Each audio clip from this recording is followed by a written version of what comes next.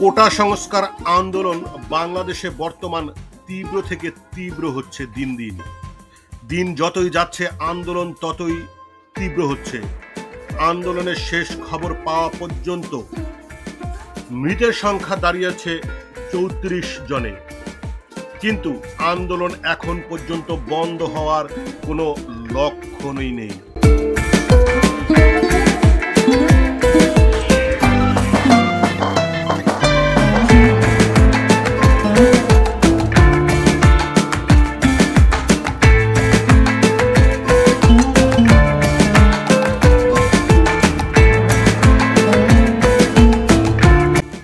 এদিকে বাংলাদেশের রাস্তায় পুলিশ, র্যাব, বিজিবির পাশাপাশি টহল দিচ্ছে সেনা ট্যাঙ্ক।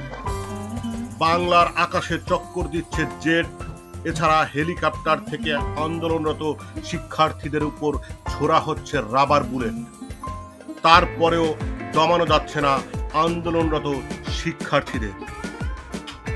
যদিও সরকার বলছে সাধারণ শিক্ষার্থীরা ঘরে ফিরে গেলেও ছাত্রদল ও শিবির এসব তাণ্ডব চালাচ্ছে। আন্দোলনরত শিক্ষার্থীরা বিভিন্ন স্থাপনায় আগুন ও ভাঙচুর করেছে।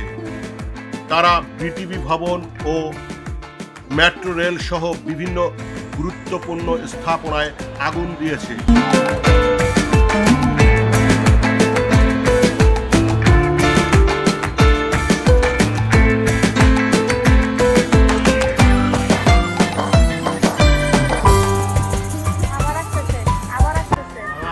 অবস্থার ব্যাগতিক দেখে ইন্টারনেট সেবা বন্ধ করে দিয়েছে সরকার।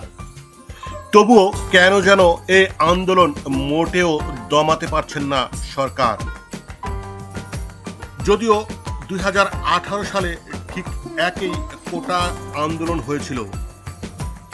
ওইবার সরকার যে কোনোভাবেই হোক আন্দোলনকে দমিয়ে ফেলেছিল, কিন্তু এবারের আন্দোলন কোনোভাবেই দমাতে পারছে না।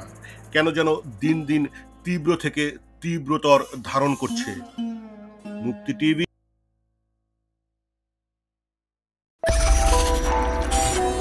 আপনারা দেখছেন আমেরিকা থেকে সম্প্রচারিত মুক্তি টিভি।